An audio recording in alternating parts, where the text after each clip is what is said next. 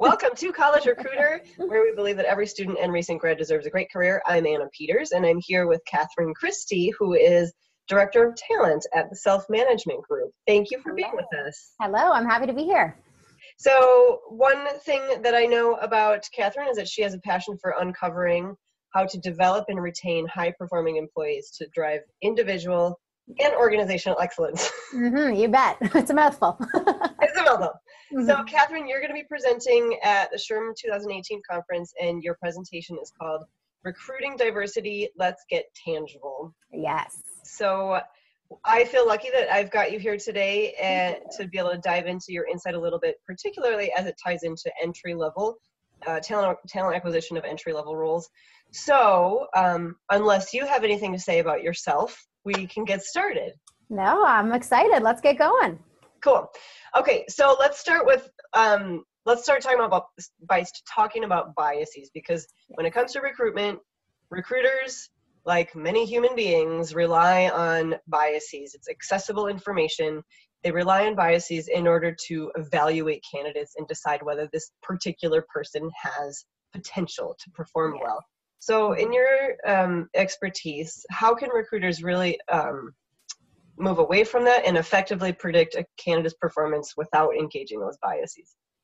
Absolutely. I think the first piece is really just being comfortable with the fact that we all have bias. It's how we get through the day. We would be completely frozen in making any decisions or getting ourselves through any simple tasks if we didn't have bias that sort of created shortcuts for us to get to what we need to do. So it's not a bad thing inherently. And I think that's a really big piece for people to be aware of and to understand that it's okay. We have them, and it's just a matter of opening our eyes to them. And to do that, one of my biggest recommendations first is always to really increase that self-awareness. So take the Implicit Association Test, take some sort of bias assessment. There are tons out there. There are attitude assessments, different things that just give you a barometer on where you are based on what you know and your exposure in life up until now. And then from there, try to get a bit more intentional in decreasing these biases and noticing them in your day. And as you go through resumes and as you go through different things, when you're aware of them, you'll start noticing them more. And that really gives you the chance to stop yourself and say, wait a minute, I'm making a generalization, or I'm thinking something about this candidate that they actually haven't told me yet. And really trying to slow yourself down. Recruiting, I used to be a recruiter, so I know it's very, very busy and everyone moves a mile a minute, which is important. But when it comes to bias and it comes to recruiting diversity, it's really about slowing down and being aware of how we're doing things based on our bias to then stop it.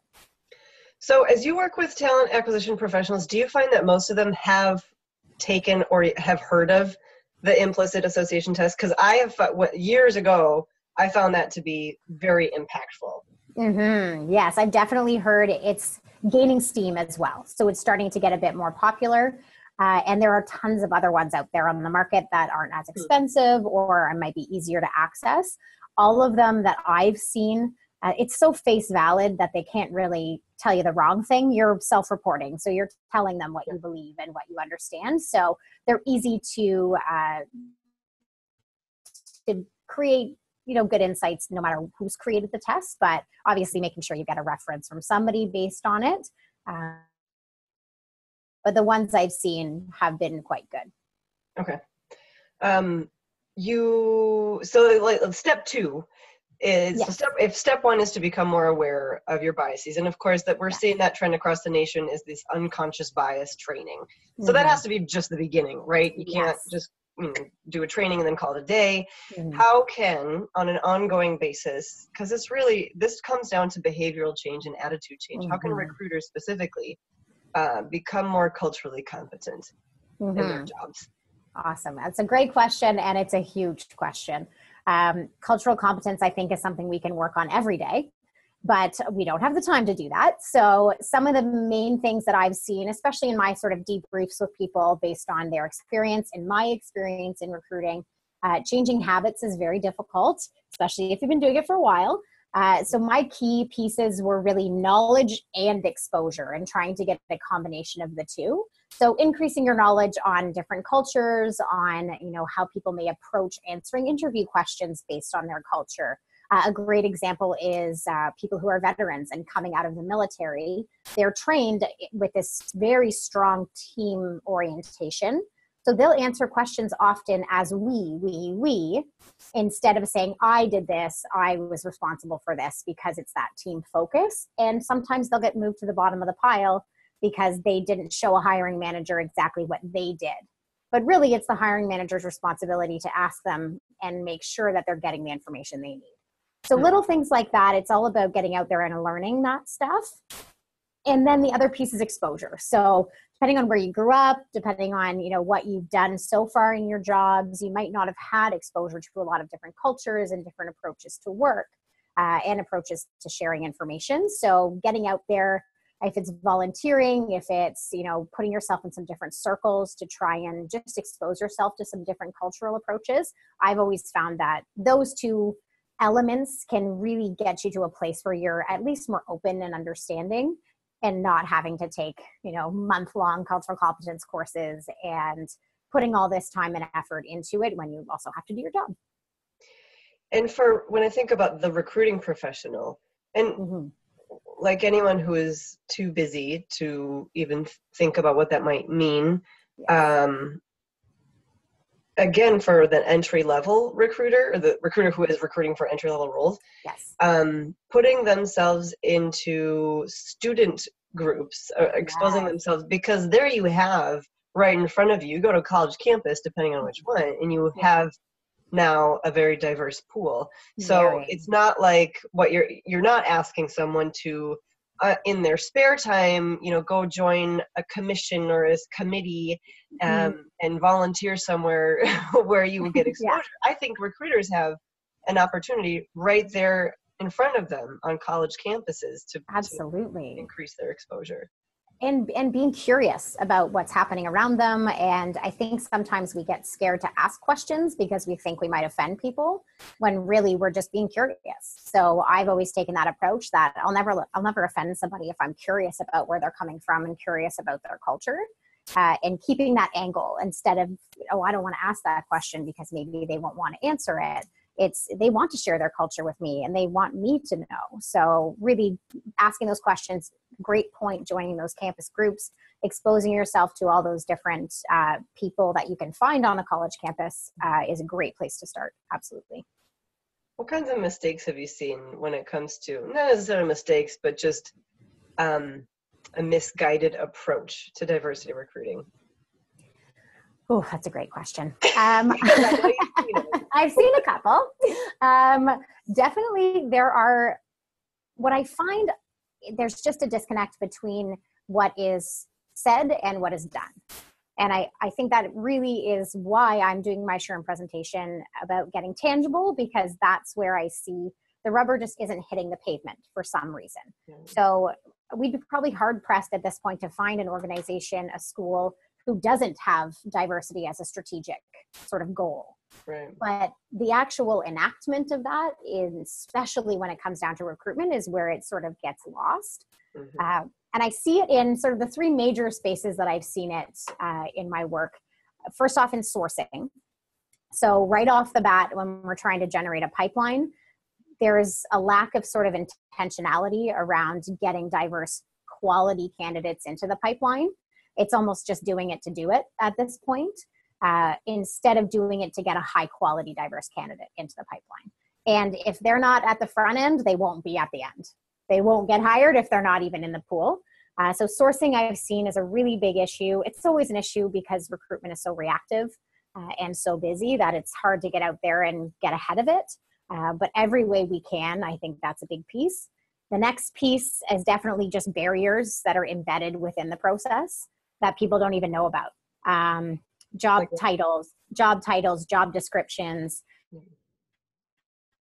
Some processes don't allow you to, in the applicant tracking system, they don't allow you to put in gaps. Stop the application because they took a leave of absence or they were off work for a certain amount of time and they don't want to share that information. So little things like that are these deeply embedded sort of processes that actually knock people out of the process who might be a great quality candidate from a diverse background. So that's a really big one that I find pops up a lot when I actually dig into my clients' processes. We identify some things that are knocking people out, or people are self-selecting out of the process because they're coming up to some sort of barrier. Mm-hmm. And then the last piece is measurement. I always ask first, what are your metrics? What are you looking at? And diversity is a tough one because, we have EEOC and we have legislative sort of things that we need to stay with. But aside from that, there isn't really, a sales target, or there aren't really easy objective criteria that we can use as metrics. Example is my last recruiting job. I had to have a diverse candidate for each position. Mm-hmm. But diverse. Completely undefined. What does that actually mean? And how am I demonstrating that? And what happens if they don't get hired or do get hired? And what happens if they get hired and don't stay? So there was really no actual accountability to do it, or to do it well. So really thinking about the metrics to make sure people are actually doing this well on a regular basis, and keeping them accountable, I think will really help. Those are sort of the three big areas that I see it going wrong. What are the metrics that you generally recommend, or what are the metrics that you generally recommend? I think some of the biggest ones for sure are, first, everything needs to be defined. So starting with the EEOC definitions, but thinking about all the different sort of dimensions of diversity. We think about background, generational diversity, diversity of thought, experience, all those different pieces that sort of make up the mosaic of our countries need to be defined and understood as dimensions of diversity. And then the next piece really for me is just matching your market. So go out there, even as basic as you need, look at the census data, see what your markets look like that you actually operate in, and make sure that your sort of staff in that area match that at least, or exceed it. And that's always a great way to start, to sort of set your baseline. And then from there, setting metrics to try and sort of meet and exceed that market representation always help. And that's sort of the front end of recruiting. And then there's the whole piece, when they arrive, how do they feel included and allowed to be? Yeah, and those are different metrics. Do you have space outside of talent acquisition? Yes, sometimes definitely. You cut out a little bit, so I'm sorry if I interrupted you. That's okay. No worries. No worries. Once you get candidates in the door, or you get new hires in the door, what metrics do you typically recommend for measuring inclusion?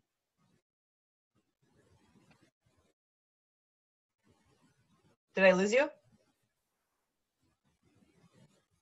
I would say some of the big ones are access to resources. So having, employee resource groups available, having mentorship programs available, really so that person can see themselves represented in different areas of the organization and can have access to support if they need it, and access to, people like themselves to discuss things and talk about career progression and all that good stuff in organizations.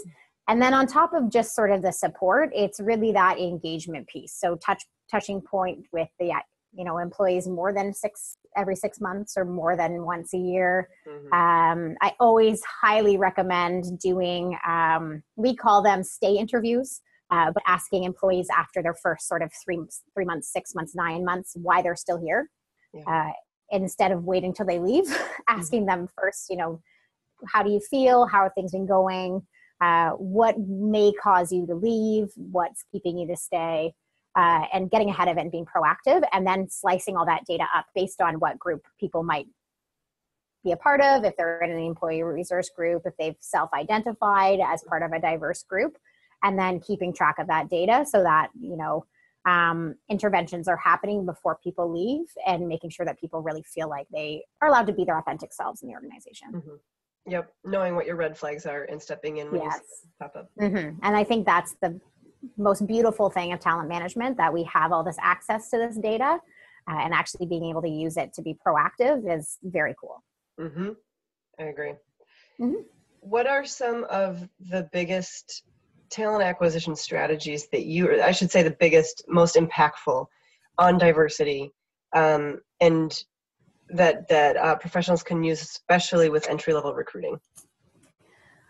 That's a great question. The ones that I've seen that have been most impactful are sourcing strategies, especially in entry level, because often in entry level positions, there's no flow issue. I mean, there's often a lot of flow of candidates coming through, but if we just sort of post and pray, as we call it, we're not going to get that high quality, diverse flow that we need. Mm-hmm. So creating strategies, and not just strategies that every recruiter has to go out and do every time they post a job, because that's just unrealistic. Creating strategies that you can actually replicate very easily. Mm-hmm. And I think that's where I've seen clients succeed the most in their strategies to get high quality diverse candidates into their entry level roles, is, you know, creating a really strong strategy that replicates itself. Almost create a process, standard process for customizing your sourcing. And you cut out again. Are you there? Oh, there you go. Yeah, I'm back now. There we go. Yes, exactly. A process, to your point. So I think what I've seen, you know, a couple examples, if I think about especially campuses and recruiting in colleges, some of the big ones you mentioned already, which is great, but getting hooked in with those different groups on campus, mm-hmm. and not just a one-off, but actually creating a relationship with them, where there's some sort of reciprocity.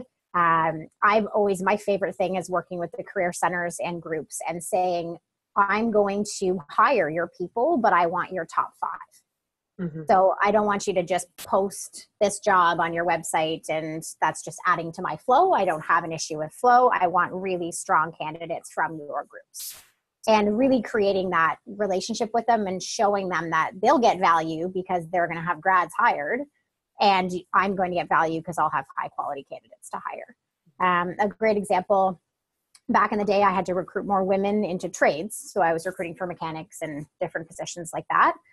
So I went to all the women in trades programs at the colleges close to me. And I said, listen, I want your top 5. Every time you graduate a class, send me your top 5.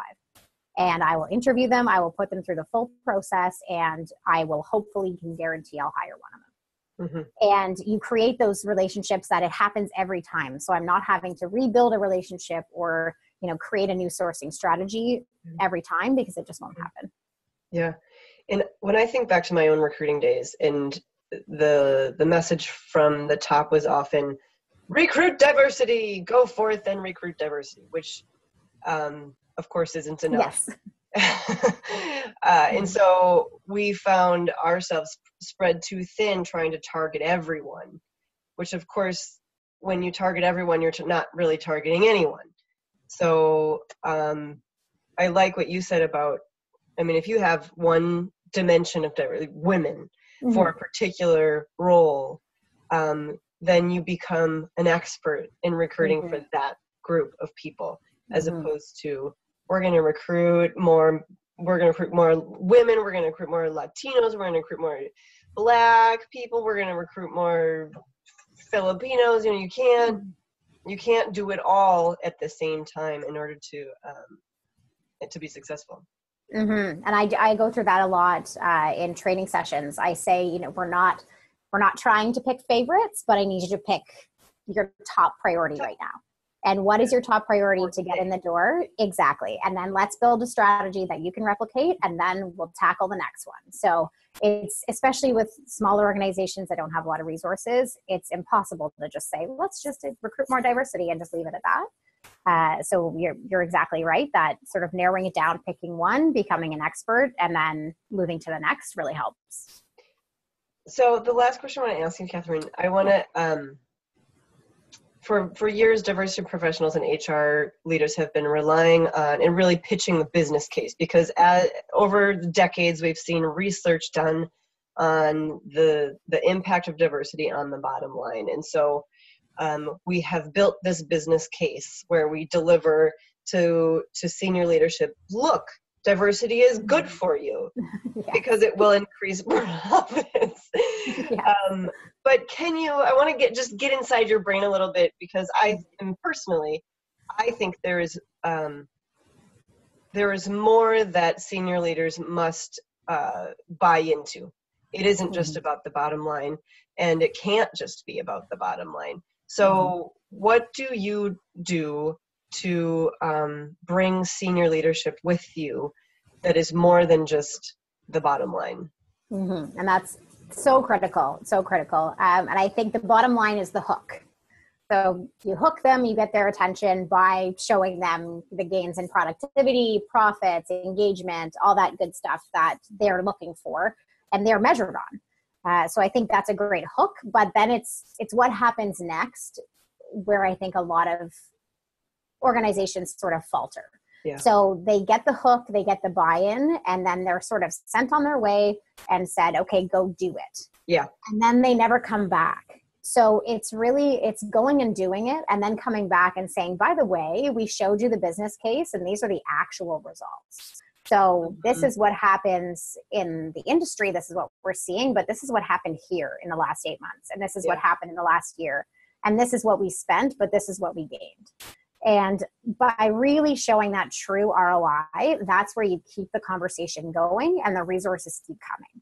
And I think that's where it's almost I used to work in some nonprofit areas, and it was sort of we had this weird conflict of interest almost, because the government only gives you enough money if you spend the money and if you actually do something with it, right? So it's the same thing when we think about getting buy-in from the C-suite. If they buy in and say they're going to commit the resources, we need to show them that they need to commit them again and keep committing them, and here's why. And here's what we gained, and showing all those different metrics. Obviously, ROI is a big one in dollars, but also in productivity, and getting down to the data and really finding out how to do that. And that's harder than me just saying it, because there's not a lot of actual mind data. And how do we create a sort of a system and create a process that we can actually objectively measure, instead of just saying, okay, let's go do something. We're excited. We've got these resources. We've got buy-in, and implementing a bunch of programs and not creating an actual evaluation process. I so often show up to a client and they're halfway through the implementation of a program. And I say, okay, well, what's your ROI calculator? What's the plan? And they have no idea. And we have to backtrack. And then what it was supposed to. So I think that's really getting into the metrics and going back to the table and saying, hey, remember us? Remember this? This is what we did. Yeah. Great. Good stuff. Well, your SHRM presentation will be enriching, I'm sure. And I hope lots of people attend to hear. Yes, please. Yeah, we're going to get very tangible.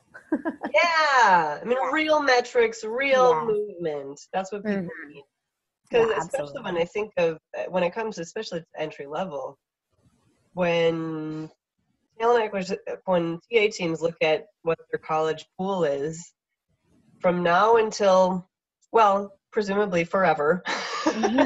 Hopefully. it just gets more and more diverse. It already is Gen Z, the most diverse generation that we've ever seen in this country. Yes, in Canada too. We're right on par. Waves. We're right on par with that. Absolutely. I think it's just going to be more and more important, and it's a really exciting time to be able to really get some stuff in place that makes all of our organizations better places to work. Cool. Well, thanks, Kathryn. I appreciate your insight and your time. Thank you. This was awesome.